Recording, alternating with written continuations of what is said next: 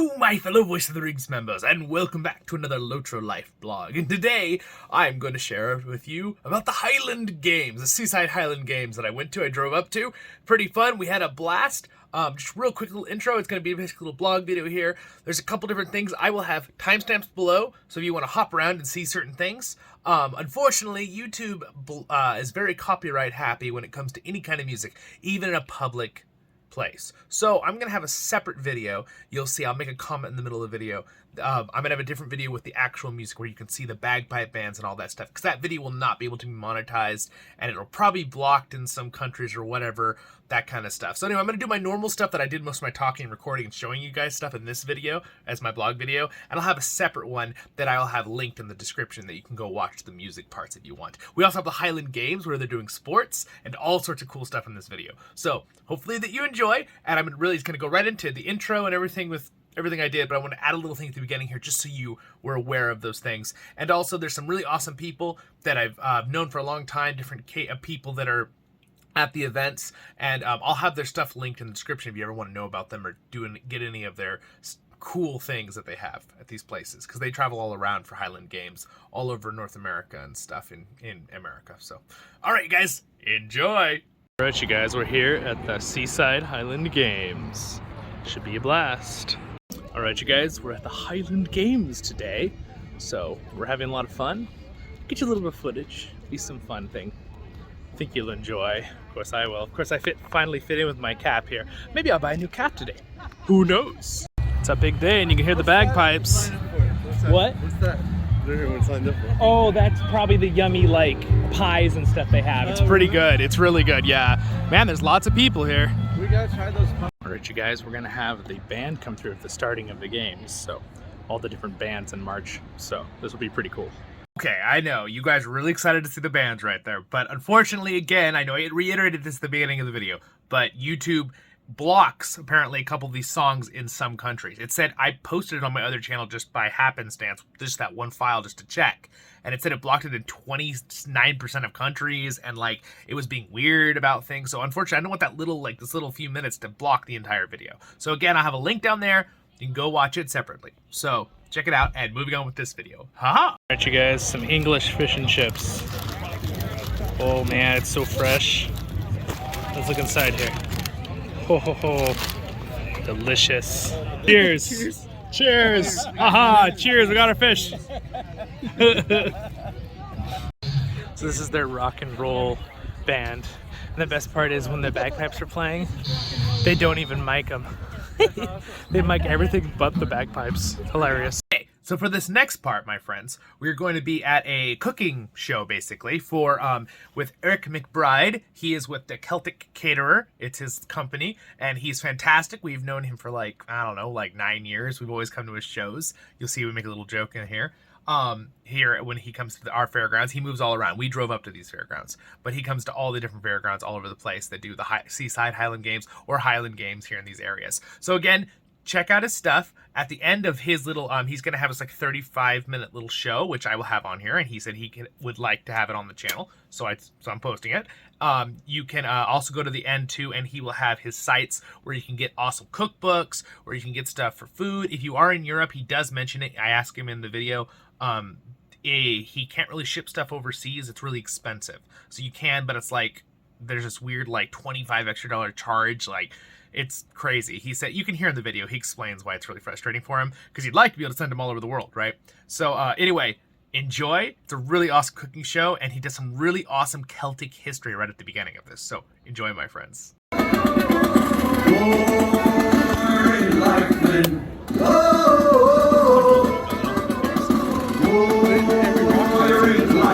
Yeah.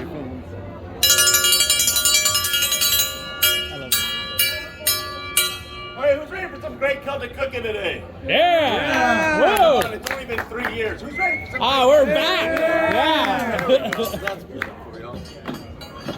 Your biggest fans are here. Good. Yeah. So my name is Chef Eric McBride, if you don't know who I am. I'm the executive chef and owner of the Celtic Caterer. Used to be out of Denver, Colorado. Later this month we'll be out of Las Vegas, Nevada. Alright. And I'm moving the business over there. Alright. Anyway, like I said, I'm on this nationwide crusade to teach exactly what is Celtic cuisine, because most people don't know the whole difference of what the culinary world was. First of all, if you don't know what Celtic cuisine is, it's divided between the 8 Celtic nations. Scotland, Ireland, Wales are the big 3 most people know about. A little island between the 3 of them called the Island of Man. It's actually half Celtic, half Viking culture and heritage. You go further down the British coastline, there's this peninsula that sticks out there beneath that. It's called beneath Wales, called Cornwall. Even though Cornwall is listed as part of England, they will emphatically tell you they are not English. And because of it, many places in Cornwall still do not have electricity or running water, let alone Wi-Fi or the internet. And here it is, 2022. Now, the Cornish people are closely related to the people across the English Channel, the Britons. That's that northwestern corner of France that sticks out into the Atlantic. They're the last of the old Gauls, the people who used to fight against Caesar and the Romans. And they will tell the last 2 everybody always forgets about is Galicia and Asturias, Spain. Galicia is the northwestern corner of Spain, right above Portugal. Used to include the northern part of Portugal. Asturias is immediately to the east along the northern coastline. Now, centuries ago, when the English were in their boardrooms in London, going, so, well, here's Galicia and here's Styria. They're right next to each other, so we'll just push them together and make one big Celtic nation. Which is why a lot of places have always had this issue as 7 Celtic nations. Had they ever even bothered to go there, they didn't know there's a huge mountain chain that separates the 2, and the only way you can get from one to the other is by sea or now by air. Now, why is Galicia and Asturias, Spain important to all Celts all around the world? Well, if we go back to Ireland, if we go back to the Book of Kells and the Book of Invasions, it talks about the various people who came to Ireland. The last group of people to come to Ireland were the Celts themselves. Known as the Sons of Melnius, they sailed out of what is now Corona, Spain, and landed in Cork, Ireland, somewhere between the 5th and 7th century BCE. Now, over the centuries, those people went further up in Ireland, and in the 2nd and 3rd century of the current era, some of them sailed across the Irish Sea, and those people became the Welsh. Others went further up into Ireland, and in 534, the kingdom of Daria kind of divided by 2, led by a man named Fergus MacGurk, who sailed over to what is now Argyll, Scotland, and founded the kingdom of Dariada. Dariada is the first time the tribe, the Scots, ever come to Scotland. Now, there were already Celts living in Scotland at that time. Those were the ones that the Romans called the Picts, but they themselves called themselves Albanites, and called their country Alba. They traced their lineage a little differently down through Belgium, and ultimately were all Celts from Zinhelstadt, Austria, sometime between 1500 and 1700 BCE. So knowing where people come from is how a cuisine develops. As people move into the area, they find out what flora and fauna is available, what they can grow, what they can hunt, what they can fish from the rivers, the streams, and oceans. And then over time, some family favorites become the community favorites, the village, and then ultimately cuisine. Now, I said at the beginning, Celtic cuisine doesn't fit in the nice little culinary world for it all. But if we examine a few other cuisines, it really does. We look at Mexican cuisine. If you know anything about Mexican cuisine, you know there's a big difference between Chihuahua out west, Guadalajara in the south, and Chihuahua up north. They don't even use the same ingredients. We still call it all Mexican cuisine. We compare it to Italian cuisine. The difference between Etruscan, Nepalese, Sicily isn't even part of Italy, yet we still call that Italian cuisine. Celtic cuisine was divided between those 8 Celtic nations, 5 political nations, 12 languages. The difference is 3,500 years of intercultural exchange and trade that bind them together. And myself as a historical chef, I take a step back and kind of connect all the dots. And so today we're going to start off with one out of our Welsh cookbook. We're doing a Welsh rarebit. Now here's the thing about it's pronounced the rarebit, it's not pronounced rabbit. That's the mind trying to go and feed something into it that doesn't really exist for it all. But if you were going into England, and especially in the 1700s, you would hear them calling it Welsh rabbit.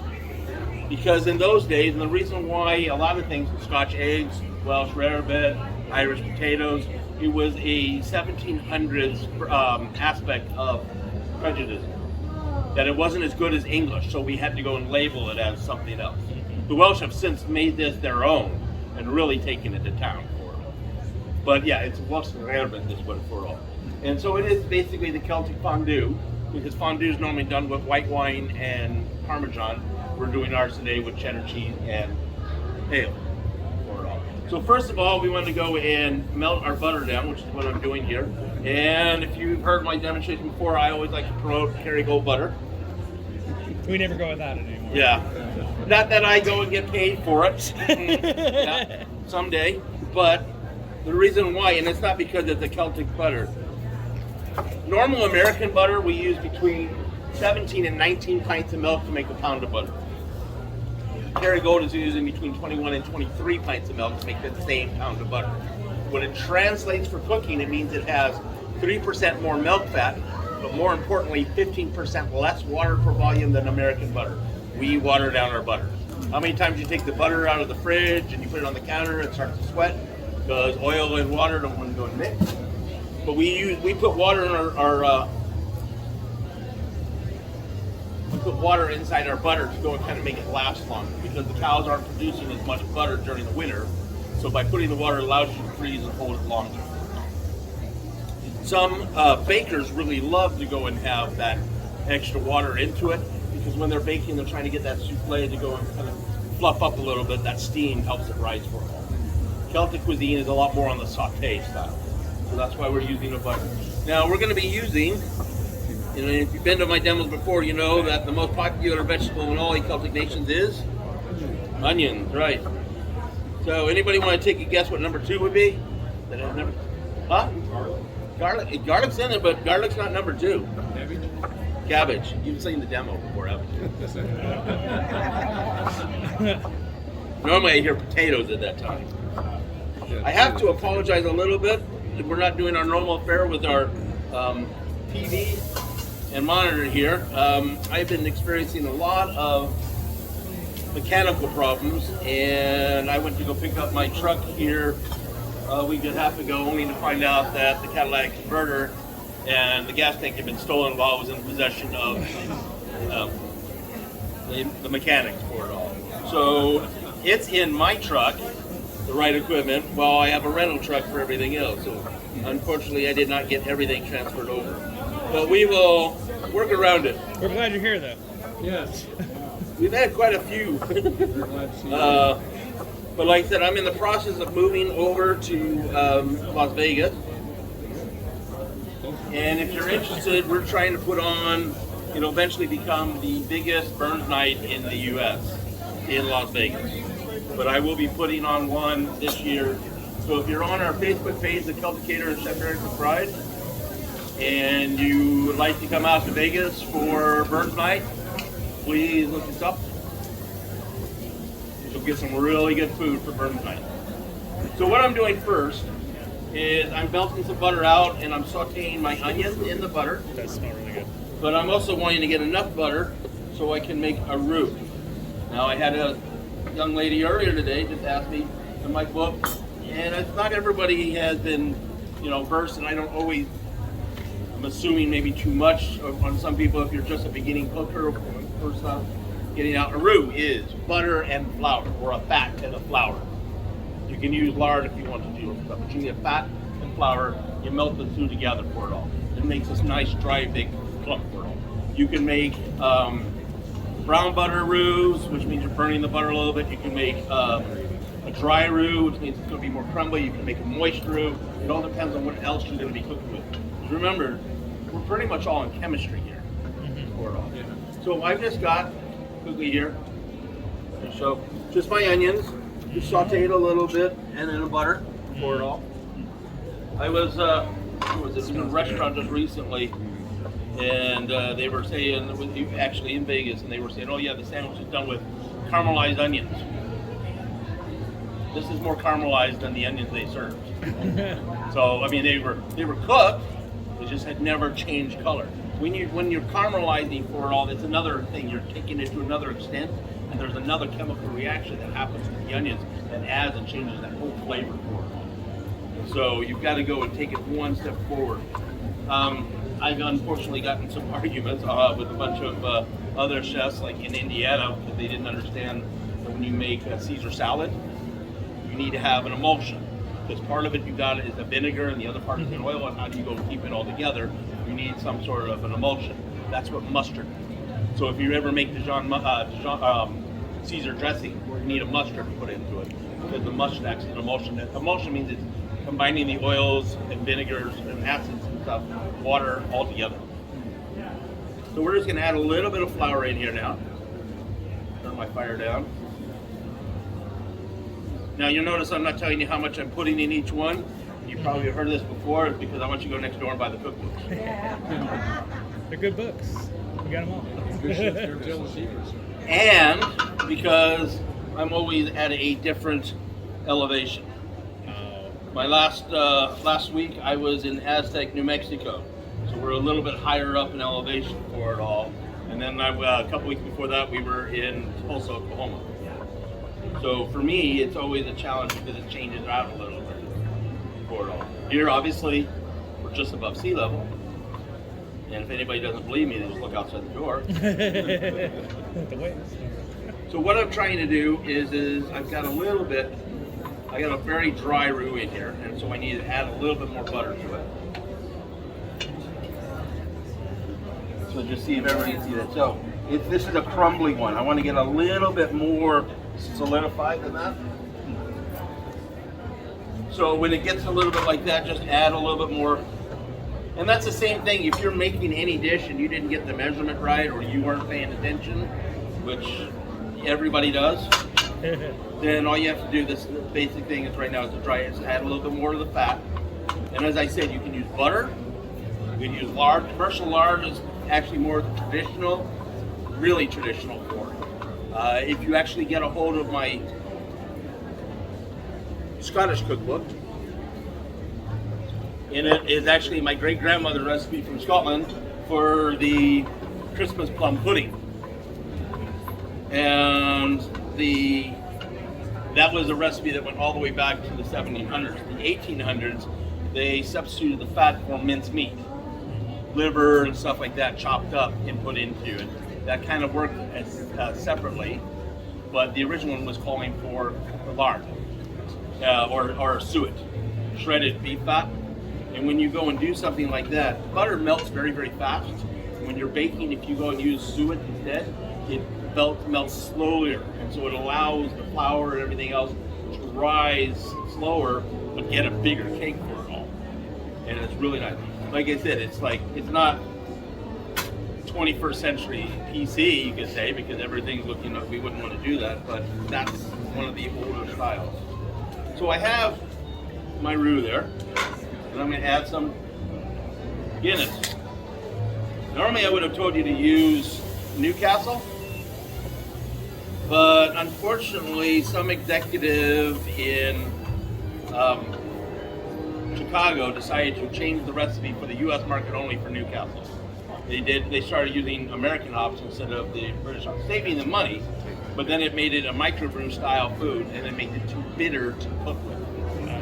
So when you're wanting to go, if you see any of these recipes for me that's asking for ale, keep it to a British ale. The British hops work best for it all. So yes, you could have used Guinness, you could have used any British ale that was even Bass ale or something like that would be fine for it all.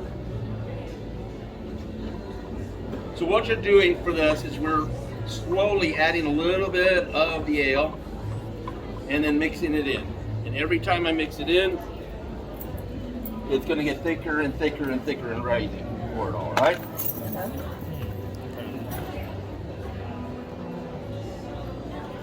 And I don't really want my heat on too much now. So at this time I'm going to add a lot more ale, because I'm going to mix in my other aspects, my cheese. And we're using Kerrygold Dubliner. It's a nice yellow, really sharp cheddar cheese. Cabot is another one that's really good, but you want to use an extra sharp cheddar cheese. Because every time when you cook with cheese, the more you apply heat to it, the less you start taking away that craftsmanship that made it. So we're wanting to go and bring that apart.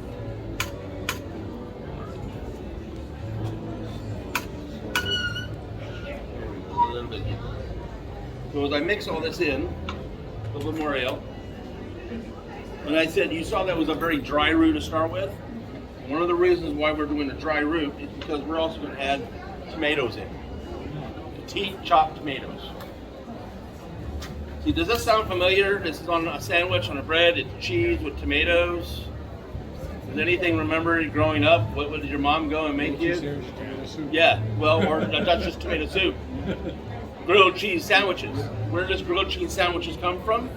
It was the prohibition version of rarebit.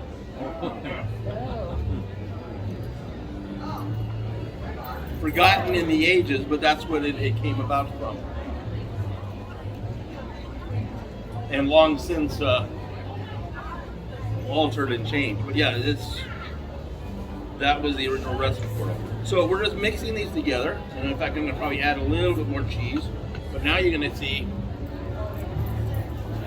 that a lot more of a taste for it. That extra liquid that came in from the tomatoes is what balanced out the dry roux for it all. There are other recipes when it calls for roux.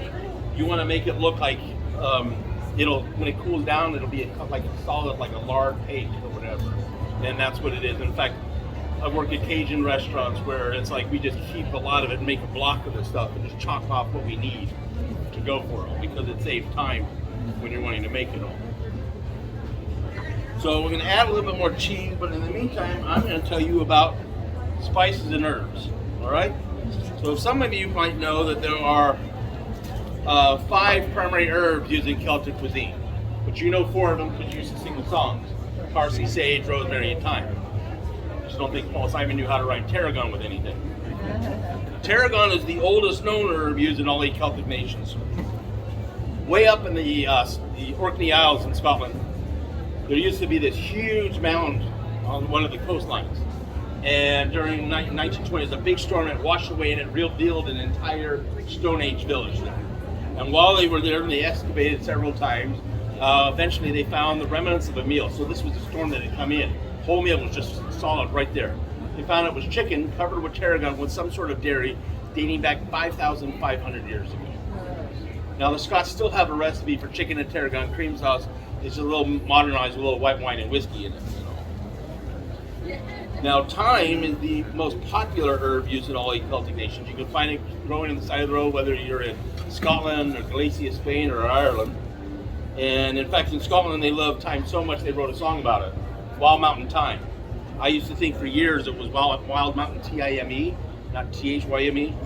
I mean, how many cultures sing about an herb unless you're where I'm from in Colorado? Bump, bump, bump. I'm trying to see who's awake with us here. I guess maybe not the joke so much that everybody makes fun of like the Colorado wouldn't legalize weed before everybody else.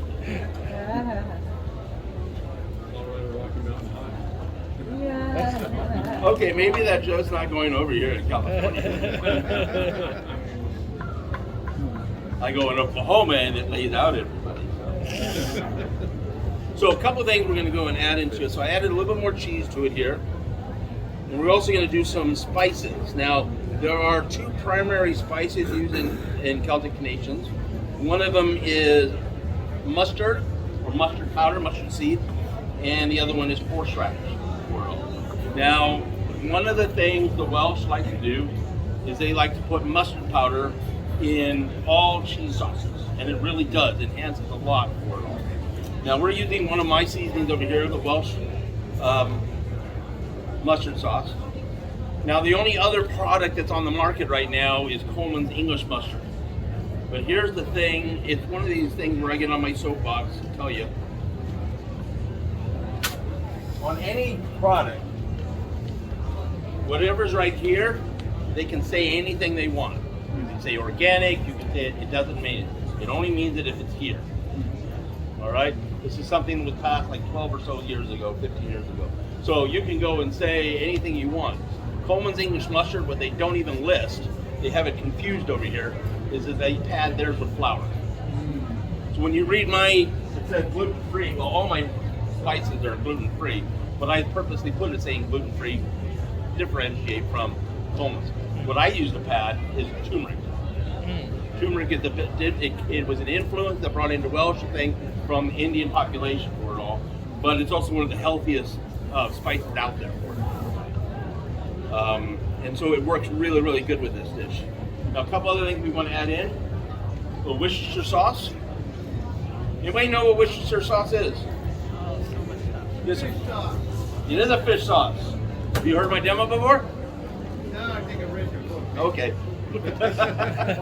All right, so it is basically anchovies and molasses made into a vinegar for it all. But there's a little bit more of a history for it all because basically it was called a fish sauce for it all. And in fact, every single port town around the British Isles has their own fish sauce. It got so bad, people wanting to know our fish sauce better than yours. What do you put in your fish sauce? Some of the fishermen and some of the chefs and cooks and all that were winding up floating in the bay.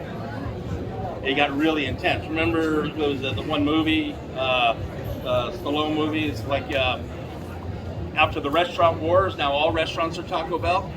So that's why all fish sauces are now pretty much Worcestershire sauce. They're the ones who survived out. In fact, I'm going to add just a little bit more cheese. And then we're going to add in one of my last things to give it a little bit of a spike. Unfortunately, we didn't have our labels for it, but this is my 5-pepper seasoning. It's actually Southern Cal 5 peppers. This is my personal favorite for it all.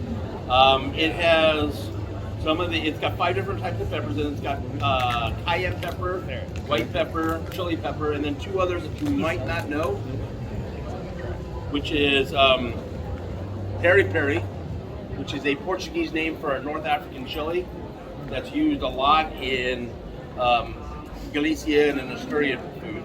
And then it's got 2% Scottish bonnet. It's a Caribbean chili. It's just enough to make it spike. So the reason I like it and the way I designed that one is that it's a spice. You get the pepper spice that you like for it all, but then it fades. It's not like a habanero, it's still in your mouth half an hour later for it all. This one instantly, like I love to put it on the fish and chips, have a little bit, get my spike, and then I can go on to anything else and it's not lingering in my mouth. It's just the quick little high spice burn and then it's gone. All right, so we are almost done here. Was this a difficult dish to make? No. So you can do this in a couple of things, like we're gonna serve this on bread. But another thing that is done over in Scotland, they have the jacket potato bars or spud bars. And they would put this in a baked potato. Or they would scoop out the inside and mix that with the rare bit and put it back in the potato. Sounds good. So this recipe is in my Welsh cookbook. And just to tell you a few others in here. One of them is a really excellent shepherd's pie. Now, I don't know if you know this, you do know, you need to make sure you have at least 50% lamb to make a shepherd's pie, because you can't shepherd cows, so you can't really make it a shepherd's pie if you're making it all with beef. You need at least 50% of that. When you do, otherwise it's called a cottage pie. And actually I've been working on the Vegas market long before I ever moved there. There's a restaurant that was up there that they used to always have in the shepherd's pie, but they always did 100% beef. And my friend and I went in there during just after COVID, and the menu said cottage pie. And of course, my friend can't leave this alone because he's sitting who he is. And so they asked me, the waitress, so did you do something different? Did you change, the shepherd's pie? Oh, no, not. It's exactly the same recipe. Well, why did you change the name from shepherd's pie to cottage pie? Well, for some reason, everybody keeps coming into our restaurant and telling us we got the name wrong. It should be called a cottage pie. I do a lot of demos up there. So. Now, also in the Welsh cookbook, it talks about roasting lamb. How many people do not like lamb? I blame whoever first cooked it for you. Yeah. The reason why. People look at lamb, they see that red piece of meat, and they think they need to cook it like beef, and you can't. You have to think of it more like venison, but it doesn't have the nice little fat roast. So if you're going to cook a roast beef at, say, 325 degrees for 20 minutes for every pound, which is the standard pretty much, you want to cook lamb at 275 degrees for 30 minutes for every pound. Lower temperatures, longer times, and then your core temperature, the little meat thermometer, you want that core temperature to be 145 degrees, which is medium rare.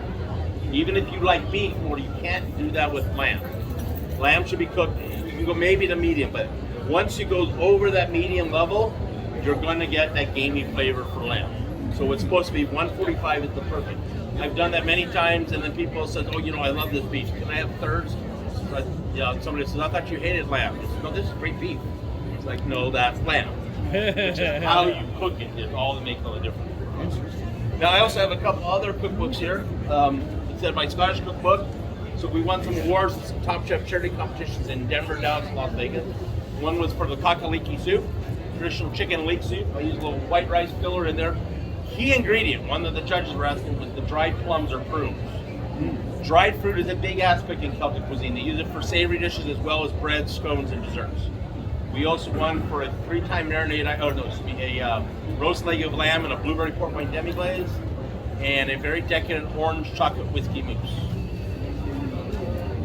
Irish cookbook, we won for an Irish asparagus blue cheese salad, a 3-time marinated Irish stew where you marinate lamb first in onions, garlic, and butter, second in red wine, and then third in Guinness, and then a Guinness chocolate walnut cake. One of my most popular dishes, you'd say, in Texas is my Celtic style vegetarian cookbook. I sell more of it in Texas than any other state. People may not believe it, but there are just as many vegetarians in Texas as anywhere else. Just in Texas, they're all in the closet. They're the ones going to the barbecues and thinking, I'm not feeling too well, I'm just going to have some of your celery and your carrots on. But this one was designed so everybody can enjoy the vegetarian dish with everybody for it. So it has a little bit of something different, like what I call Celtic fried cheese, which is cheddar cheese wrapped in Parmesan risotto with chopped celery, rolled in panko breadcrumbs, and then flash fried or baked. There's also a 200-year-old recipe for cheesecake before the invention of cream cheese called a lemon curd cake. So you're taking modern-day curds or cottage cheese, breaking it down in a sieve, mixing it with your lemon juice and sugar, and filling up your cake from there. Now, when I wrote a vegetarian cookbook, for some reason, people thought all my books were vegetarian, so to put that to rest, I wrote a bacon Celtic cookbook. Everything done with bacon in it. So on the front cover is a Breton bacon bunny. It's a rabbit stuffed with pecan and mashed potatoes, wrapped in a weave of bacon with a honey whiskey butter glaze to it. There's also other ones from Scotland, like large prawn shrimp stuffed with ground venison, also wrapped in bacon. A sticky toffee pudding, which is a very moist day cake with a real Scotch butterscotch frosting, which we'll be doing later today. And then my favorite out of that one, out of Brittany, France, they take pears, cut it in half, pour it hollow, fill it up with crushed graham crackers, butter, cinnamon, vanilla, spiced rum, a little bit of brown sugar, pack that into the pear, then put a dollop of goat cheese on top of it, wrap it up with bacon and bake the pear like that. And people keep saying Celtic cuisine was done on a dish. The last book I wrote was the soup, sauces, stocks, and stews. And so this has what one we're doing a little bit later today is a smoked salmon whiskey cheese soup. There's also a really nice pumpkin seed and leek soup, duck carcass soup, and one of the good things is a Guinness gravy sauce. Really amazing. So all these books are available next door. They're kind of what we did. They're like half a cookbook, half a history book. They are $18.95 each. There's a couple specials where you get any 3 of them. That's $48.95, which means it's like the third one is half off, and I'll be available soon. Also, our spices, almost all our spices are available now. Like I said, for the first time in 3 years, we got those out. And I Does anybody have any questions for me about? Yes, I do. I have a question about I was gonna share with my YouTube channel your channel. Okay. I wanted to share No and tell problem. people about you. But can they get it in Europe? I have a lot of subscribers in Europe. All right. So do you ship to Europe? That's what I was curious about. I'm having to redo it because unfortunately this is the new U.S. postal thing that changed around. Yes. And I'm going to have to put a new button for it all, but it's an additional $25 fee. Okay.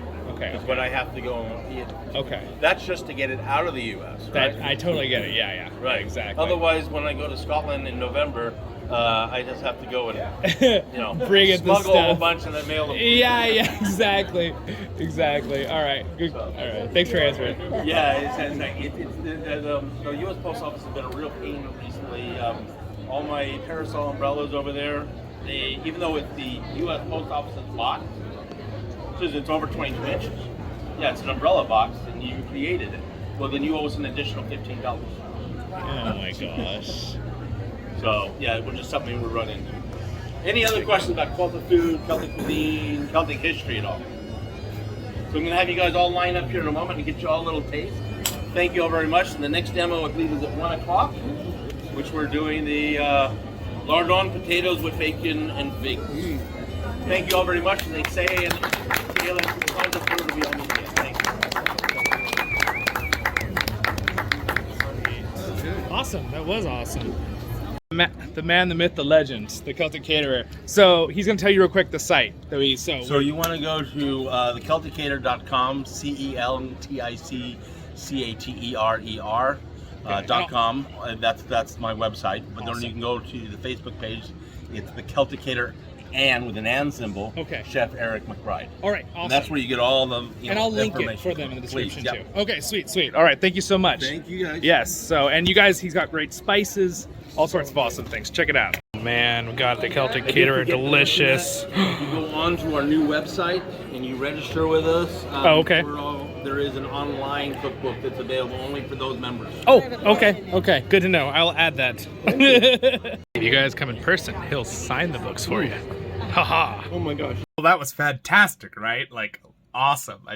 We thoroughly enjoy going to his cooking shows.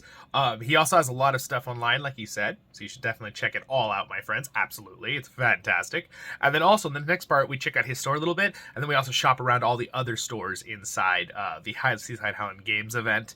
He does have a store he's opening, though, which I'm definitely going to check out, which he just mentioned. He'll mention in just a second. You'll hear him mention about it. So he's opening in Las Vegas, all right? Get your geek on, I think is what he calls it, but you'll see in a second. So enjoy. Giant skeleton head. Yeah, you could put lights in its eyes. Oh, sorry. That thing is so cool. Here's one for you as well. So it looks like Game of Thrones. Yes. Yeah, but look at the It's got swords. the Lord of the Rings ones. Oh my god. Yep. And Prisoner of Zelda, and yeah, so. I have that. I bought it from you, like, last time you guys were here. It is. It's cool. I noticed that too when I was looking. I was like, that looks like Sting. And I was like, wait a second. That's why my wooden swords Yeah. are all Sting. Oh, very cool. And you said you owned another shop, right? Yeah, I just opened up one this weekend in Vegas. Yeah, what's it called again? We'll find it. Okay. Is it linked to your other website? No, not yet. No, it's just like but it's called Gotta Get Your Geek. Gotta get your geek. Gotta get your geek on. Gotta get your geek on. Okay. Now, this shop, Yes. I just bought Yeah. a whole bunch of stuff. I love those. We love it. Yeah. It's so cool how you have so many It's different, great. Well, I was Howdy. trying to get out of the culinary world, and so this was what I was doing. And then I got back in doing my cooking stuff, and Yeah. I just merged the two together. I love it. And one pays for the other when the other one's not paying for that. Yeah. It's perfect. It's so cool. Yeah. Good You business. kind of can do it all, you know? Yeah. You want to take a People say you picture? need to focus on one. You're like, no. No, No. yeah, and then so I've set it apart now. You figured so it out. This is gonna turn to Gotta Get Your Geek on, Oh, okay. and I'm actually hiring other people to represent me in territories right now. Oh, Oh, I've very got cool. Some other restaurant opportunities in Vegas. Fantastic. We'll have to keep that in mind. Newer. Dude, look at all the cool stuff. It's pretty much what they are. It's a cool shop. I love those books. Those books are so cool. Look at those dice. That is so cool. Man, those are so cool. I like those gold ones too. Those look really cool. That's What? $5. Oh yeah, very cool. Yeah, they got magic, and they got a dice roller. Yeah, cool. Wow, look at all these cups. Look at all these cups, Craig. Yeah, these goblets. I know I have some of them. I'm trying to see which ones are. These are goblets. Gauntlets. Goblets. Yeah, exactly. True. Or what's the grail? Oh, I like that one. Oh yeah, the Holy Grail. Yeah, I like that gold one with the dragons on it. That's pretty cool.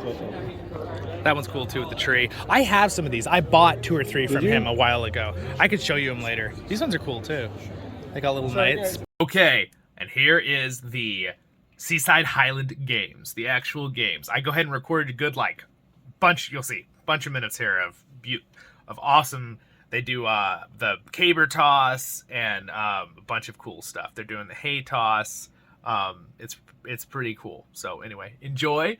And there's a lot of people around us, so there's a lot of stuff, but you can still hear the announcer pretty darn well. So enjoy, my friend. All right, we're at the Seaside Highland Games now. Rob West. Gimli from Lord of the Rings. Yeah, we have a Gimli. I like it myself. Said it with love, so. Perfect, you guys. We're getting Gimli references. It'll be perfect. Everyone's gonna love that on the video. I like how I turn the video on for my channel and immediately get a Gimli reference. Whoa, look at that throw, man. So that is the hay toss, and this one is basically the over the head They're also doing the stone. They're doing the hammer throw over there. The stone throw over there. All right. Here he goes. See if he makes it. That's 17. So that's 17 feet. Yeah. He got the 16 feet a second ago. Wednesday night,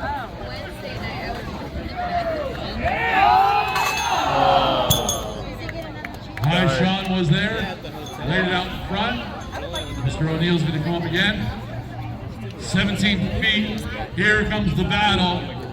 These two guys are going toe-to-toe all day. this guy did throw with the left hand. He's really good. As I told you just a few moments ago, Sean Smith is currently ranked 3rd in the world at the Wow. World Championship. John O'Neill Third in is a the world? retired professional Highland athlete. Wow! Whoa! Good John, up and over 17 feet. Wow! Well done, bud. I love the guy's pink chair. Yeah, Sean He made it look Smith so has two easy. more I know, he made it look so opportunities easy. before I they doubt go we up. get that frickin' barely over our heads. It's real so freaking heavy. Let's go, guys. I guarantee you, he will do better the louder you are. Come on!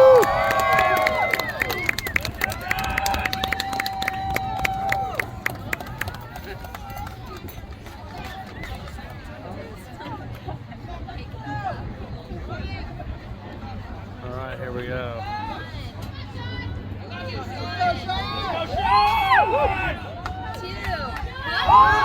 Oh man, he was close. Just underneath. But he's got one more attempt. He's got about 2 minutes of rest. He's got to come in. And when that rest is up, I expect this place to go nuts. I need everybody, and I need everybody on their feet, stomping, clapping, yelling, all of the energy focused towards Sean Smith on this next throw. By the way, All right, they're lowering that one.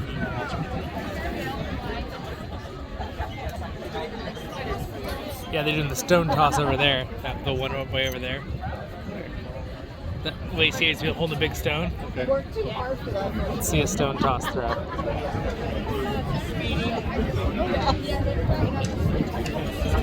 So who does this team play? I forgot. All right, there we go. Let's go. There he goes.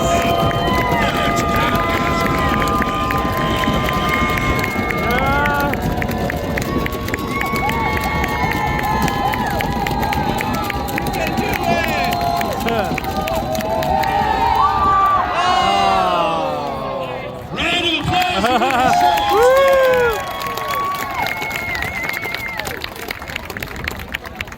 All right, John, what can you do, buddy? 18? Is there any one of the events he's got extra throws? Just trying to tack it on, fill his ego a little bit. So let's go, ladies and gentlemen. I like the Scottish American flag at the top. It's fantastic. 18 feet, 42-pound wedge of steel. I like that. I love it that they have the good announcer. It's good. He's great.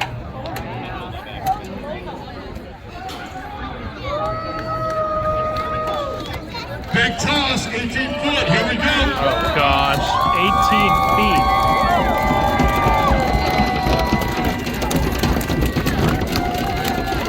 Can he do it?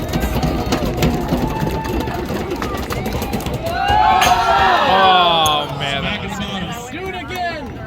He's got 2 more tries. I know he's got it in him.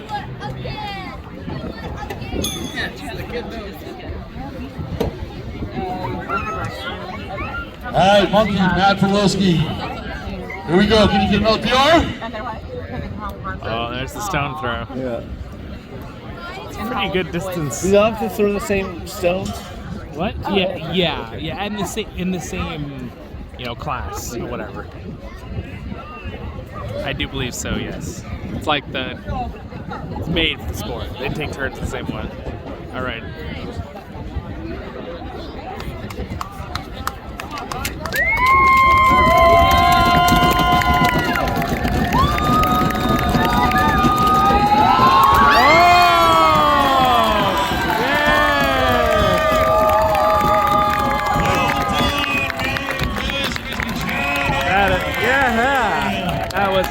Impressive. That was easy. Good. Keep going. He makes it look easy. Yeah, just like it was like 18 and a half, you go with 19. So he's third in the world Go with that. 19, he's doing a full foot. What a throw.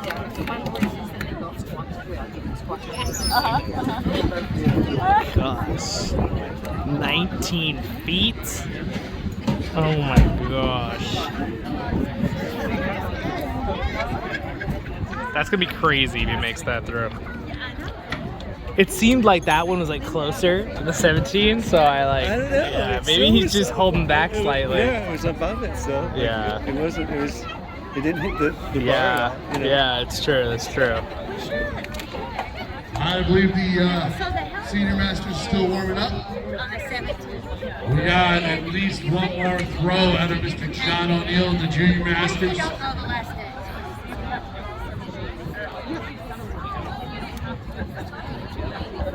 Well, I could do 2 in one day. That's dumb. I could. These guys are killing me.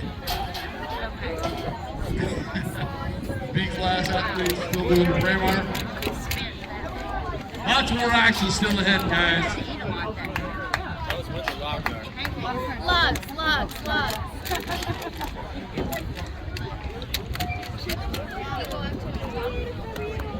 I wonder if the hay would be affected by the wind. Yeah, you know what I was gonna say, Jinx. Yeah. All right, here we go. 19 feet. Like I said, John O'Neill, 19 feet. Oh man. Oh. He's just measuring it up. Yeah. seeing He gets how 3 far- tries each one, so. He still wants it. He was just like, okay, that's how high I need to throw it. Yeah. He was gauging it, you know what I mean? Yeah, exactly. That guy over there, he looks like a dwarf, totally. The little guy. He's not little at all, but shorter, I should say. Oh, yeah. He's huge. He's super buff.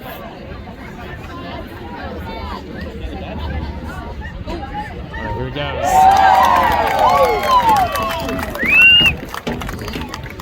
Wow, that was a good throw.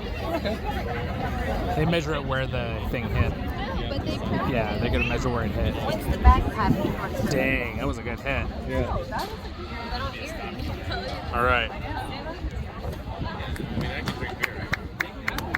All right, so we got the hay toss on one side, and try number 2.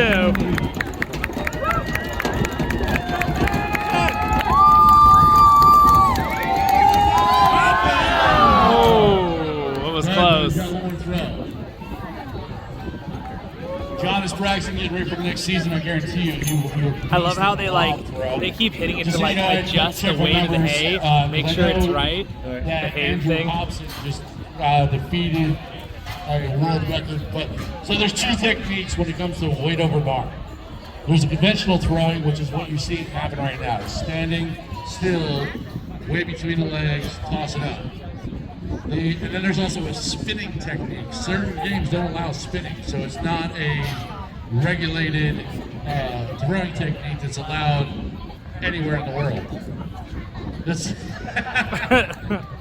by the way, as Sean just said, it's also known as cheating. He's not lying. Wow, what a throw. He got that over no problem. I was with Sean getting ready for Kilkenny, Ireland for the World Championship, and I started practicing the spinning technique, and there's a reason I have a knee replacement today because of said technique.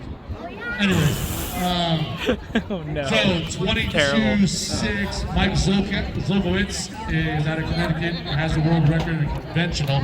Andrew Hobson is 23-6 with a spin. And Andrew is originally from the Phoenix area and now lives in Des Moines, Iowa. So John's practicing right now. We're at 19 feet. Eventually, let's go get behind him. Here he goes. Record holder, I guarantee it. Let's go, guys.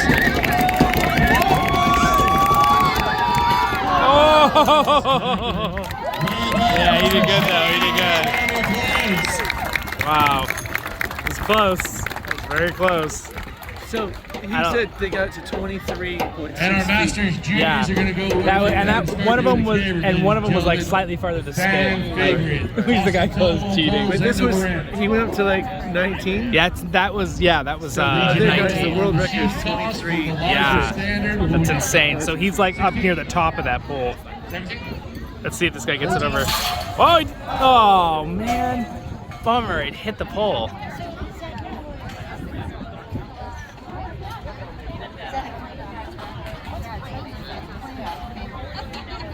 Those things are pretty impressive with their little tie downs that they stand up.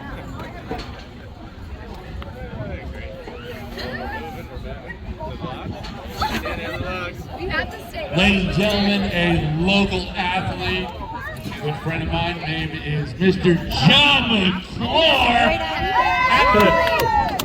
or known as my drinking buddy. Wow, he got that over like nothing. That was like way over. He's got a whole technique, too. Yeah. You see how he's like lining himself Yep. up? Yeah, it was really impressive. It's cool because becoming so long that like I recognize a lot of these guys. Really? Yeah, they've been doing it for like since I've been coming like I don't know. I started coming like 8-9 years ago, 10 years ago. Because he's been here that whole time. I recognize him. How about the announcer? He looks familiar. Yeah, I like him. I think He's a so. good- Yeah. That's why the Celtic Caterer like immediately knew who we were. When I was like, it's your biggest fan.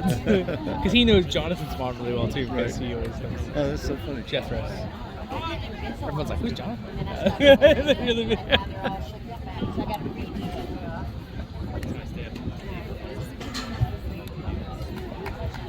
Oh, here you go, Alan Herbert. Here we go. Let's go, brother. 14 feet, open and weight. 16-pound bag of hay, up and over. What's a 16-pound bag of? They make it look like it's nothing. Yeah, it looks like it's as light as can be. Oh, that was so close.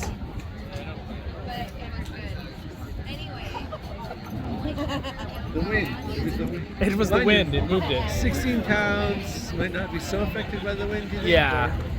Yeah, probably not too All bad. right, Jim Frazier. The thing is, that thing is wobbling in the wind. I kind of wonder if that's affecting it by the wind. It's going back and forth. Yeah. So it's kind of changing where it's sitting. They should secure it down.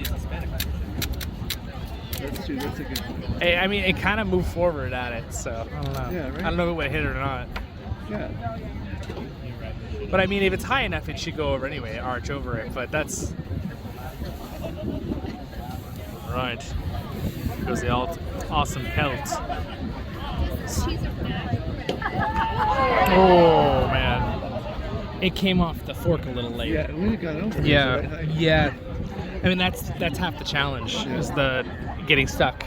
That's why they're like, you see them stabbing it constantly, and they're like trying to like form that like hole inside the bag so that it'll slide off really easy. That was a pretty good rock throw over there. I didn't really quite catch it. There was a beach in Iceland that had rocks much bigger than those rocks, in different sizes. And you had to pick up the big rock to be a proper fish. Now, I tried to pick up the small rock. No good. Not a chance. Big rock was like 150.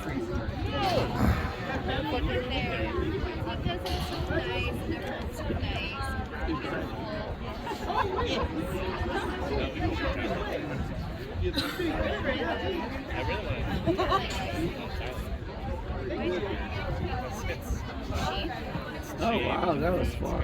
Yeah, it was a really good throw. All right, looks like we got our athletes picking the proper caber.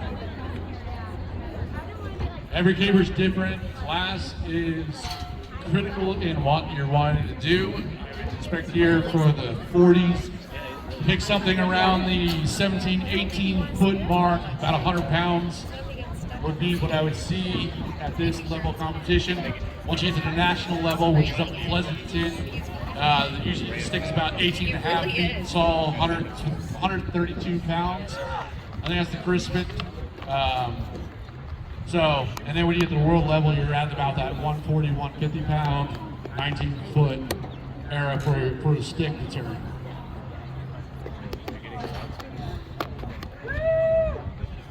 Here we go, Marty's opening up. 14 feet! Oh man, that was close. Yeah. Next up, Tim from Phoenix, Arizona.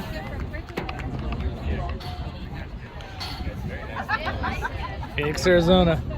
What? A lot of Scotch people. No.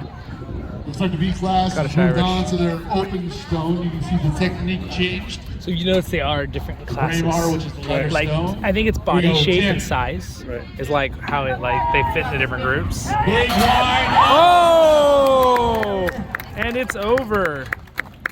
Well done, Tim. Anyways, so the open stone is now contested for the B class athletes. They're allowed a forward progression, different techniques, slide, glide, African, South African, modified South African. There is a plethora of different ways to throw a stone forward. Each one is legal. Donkeys slide. Wow! Did you see how far you Pitch it threw over that here, stone? Ron. Standards up and over. Wow! He got that like Well done, 4 or Bert. 5 feet over the actual height. That was impressive. I was like,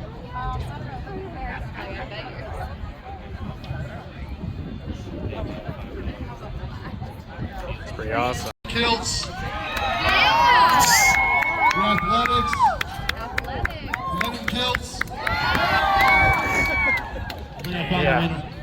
I think about the winner. Do the way you said that. Bear? Like a total device. Whoa, we have a competitor. All right, let's go. Beer. Men in kilts. Yeah! That's such a higher pitch. Yeah. All right, Jim Frazier, let's go. Up and over, Bubba.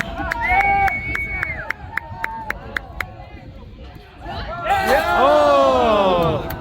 It moves forward. Yeah, he was. Oh, here's the log. Camera toss. Boom. Wow. There you go, Rachel Smith showing out. She did that pretty dang good. That was amazing.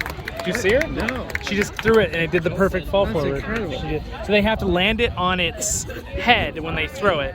Whoop, and then it needs to go all the way over after they flip it. So like flip think there's like a that. third I think I did that right with my finger. Let's try this again. Doing it on the Go camera like on backwards. the log. Right. They like have it and they throw it. It's like a good smack.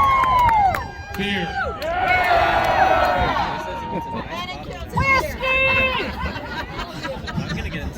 All right, ready? Oh, so this is the. Man, that was whiskey. Scotch. There you go. There's the mixed All right. bag of donuts right there.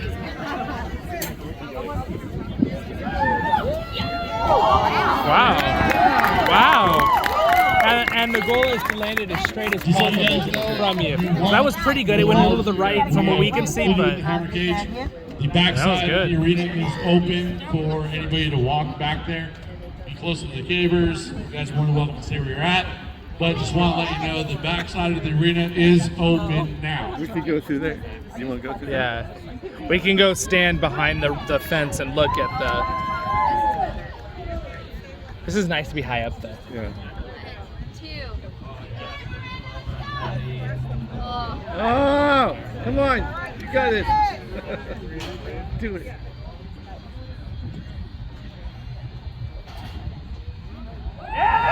Oh, gosh, that was so It was close. so close. It was high enough. Yeah, here's another caper toss. Yep. All right, here we go. Newcomer Miranda, Masters category for the women. Let's go. Pull it up. Set it up. There you go. Stick it out. Stick it out. Stick it out. There you go. Stick it out. Pull back. Set in. Drive up. There you Yeah. go. Love it. Drive it forward. Go, go, go, go. Oh, darn. So close. Wow, she saved that good. I thought it was gonna fall back for sure. Gosh, that looks so hard to balance that giant freaking log. Not to mention, not only do you have to balance that crazy off weird weight, it's heavy. I'm sure the log itself, just up and down, is heavy. Yeah. Gee. Hi, here we go. Rachel Smith back on the stick. Wow. He got that awesome. He always does a good job with the hay toss every year. Yeah, he's good at it. Here we go, Jim Frazier. This is your third throw, right? Or we have a new height. Yeah. Whoa! That was great. No 12? How about a round of applause for our judges, ladies and gentlemen? Over here on the senior category, I got Mr. Jim Morrison. His lovely wife is in the junior masters in the ladies category, Claire Bear Morrison. And the guy I used to be able to call my fellow fat kid from up north, who's no longer that way because he lost like 50 pounds in the past year. He's out here, we're doing the Class B. Here goes, here goes. Yeah! Over! Woo! He did it! Woo!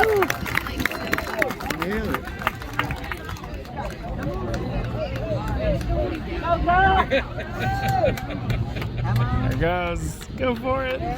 Oh my gosh. Ooh, it's balanced. It's balanced. It's looking good. There we go. Oh, and it's over! Woo! That's pretty good. She did it. Yeah. She did it. She did awesome. Yeah. Her other one was straighter. Her other one was straighter. Yeah. Yes, it was. And that's the challenge, right? There's like a certain amount your points you're trying to get. I don't know the exact point system. Be fun to look that up. Oh, that'll rock me far. I just know the general rules. Stone throw. It's just a stone throws away. Yeah. That makes sense because you can only throw a stone so far unless you're a monster. It's just a stone throw down the street. All right, here we go. Another caber toss. I'll just say that more. Like, where's that building? Oh, it's just a stone throw. Where's What? People like, where's that? Oh, it's just a stone throw. Yeah. A little bit around the corner. All right, here we go. Rams got set. Good one. Drive forward. Oh, that was good. Here we go. That always feels good to redeem yourself. You're probably like, yeah. She's calling it 11. Oh, sorry. By the way, Ian Frazier. What's up, dude? 11, like 11 o'clock, the angle? Is that what you're saying, calling it as? I think that's what he... Off his fingertips. Ooh, close.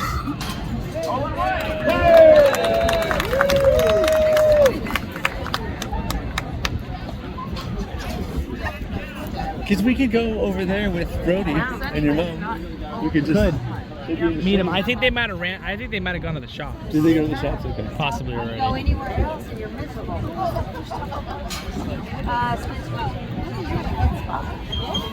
I mean, do you guys want to stay for the other group guys caber toss? Because I'm happy seeing a couple. I'm satisfied. I like this, but I don't want them to be all alone. Yeah, exactly.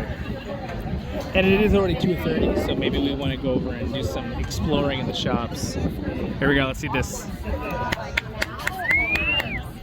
She's good. She's really good. She is. She's got really good balance. Wow. That was like almost perfectly straight too. That is so good. Wow, that was All amazing. three of hers were pretty straight. Yeah. Too. He said that she was like really like good world like something Oh wow. in the women's category. Yes, he said she was fierce. Yeah. That's cool. I love it that they have like it's so cool. Viking. What a throw! Did you see that throw? Here she goes. Here she goes. Here we go. Big turn. Wow. It's a good throw. She's getting it to 12.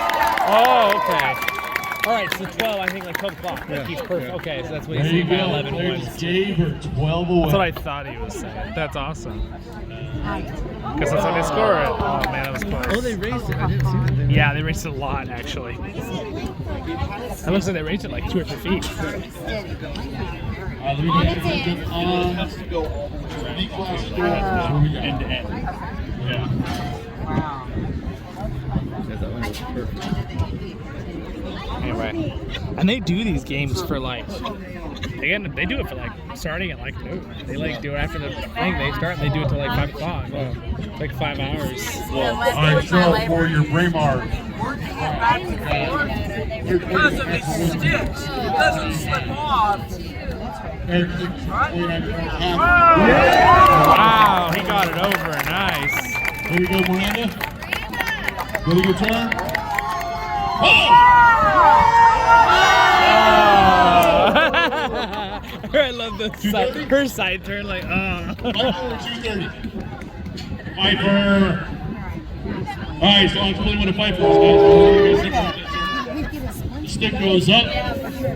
It has to stay straight. Now he's to land explaining up it. over that 90-degree angle. If it rotates at all on its axis, falls down, that is called the Piper. It is not a good throw. By the way, Miranda, take that with you. And build your problem.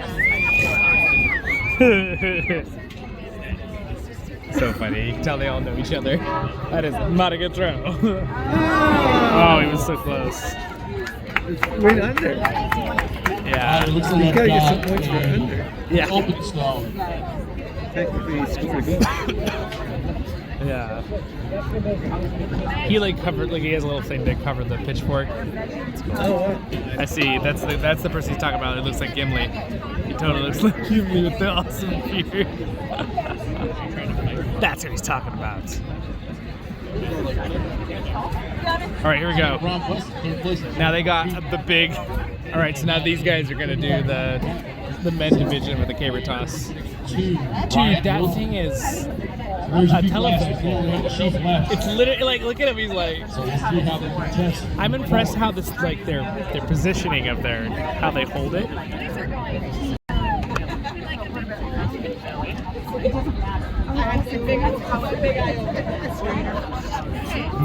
Oh my. All right, here we go. Which was it? Wow, that was really good. That was amazing.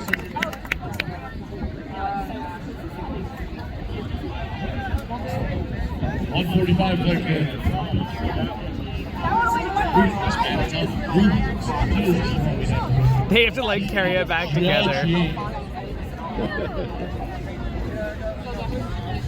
She is judging.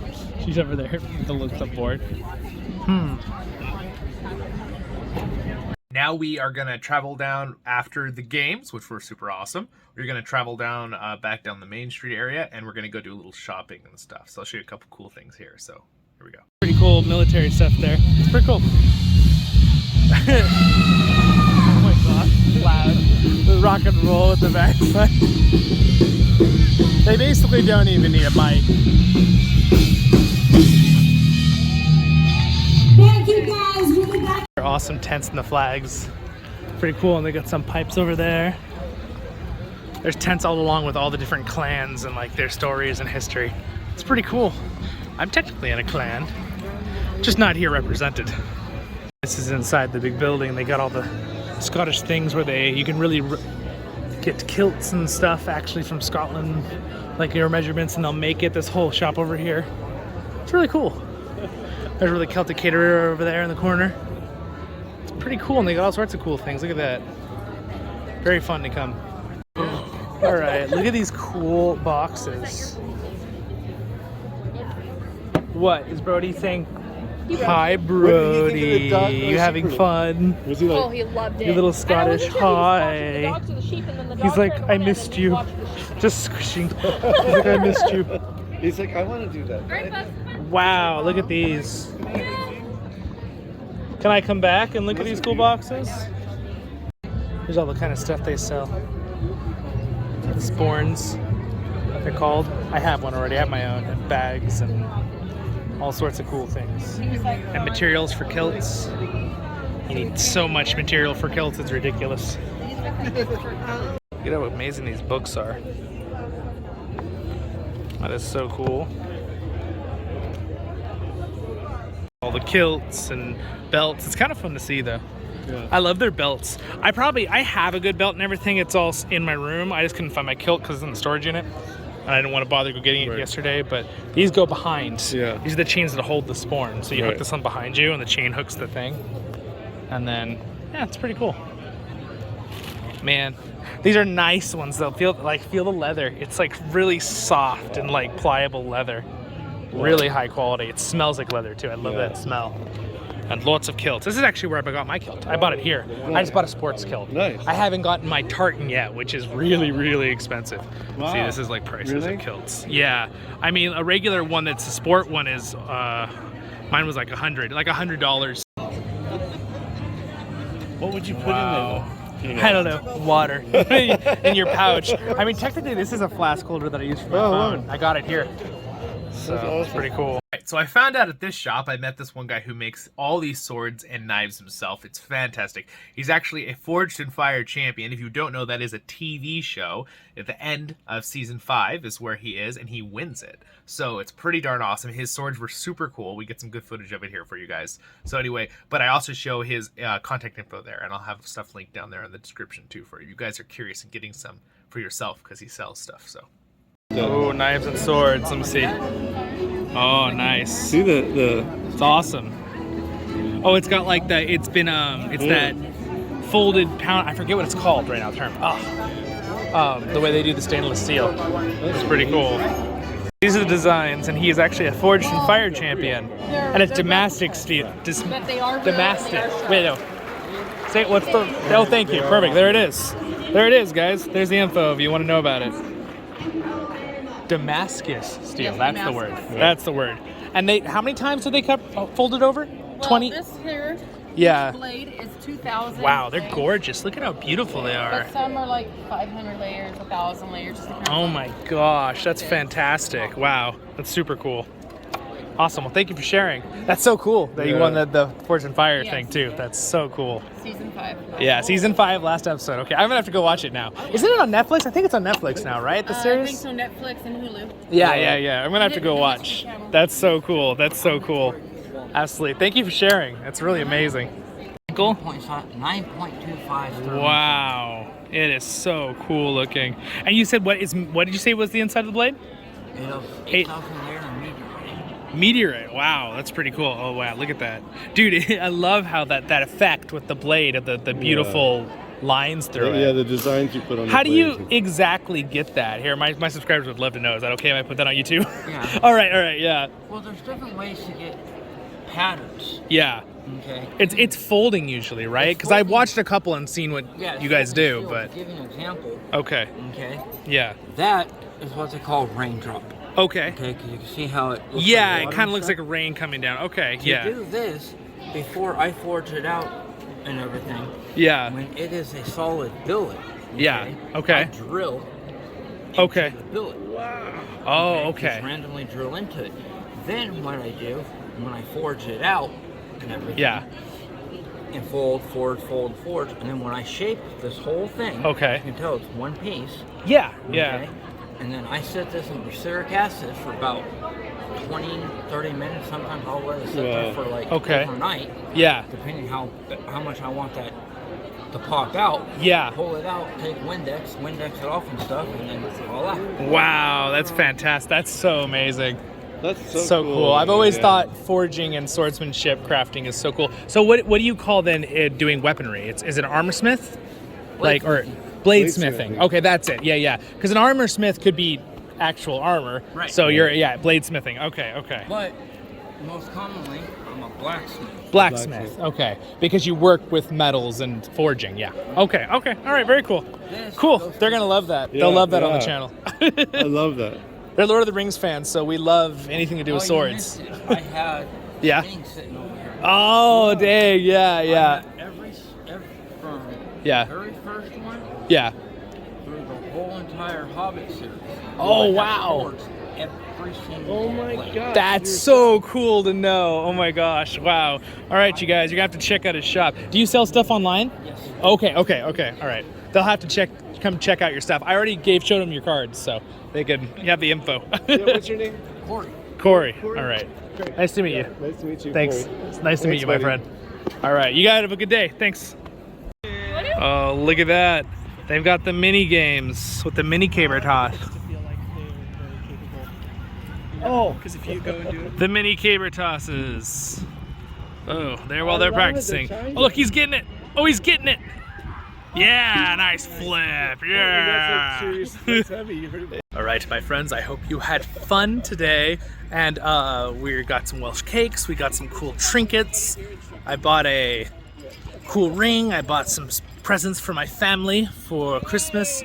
And yeah, it was a blast. Anyway, I hope you enjoyed this little vlog video today of the Highland Games. Don't forget to check out all their places, all those people that we met and talked with.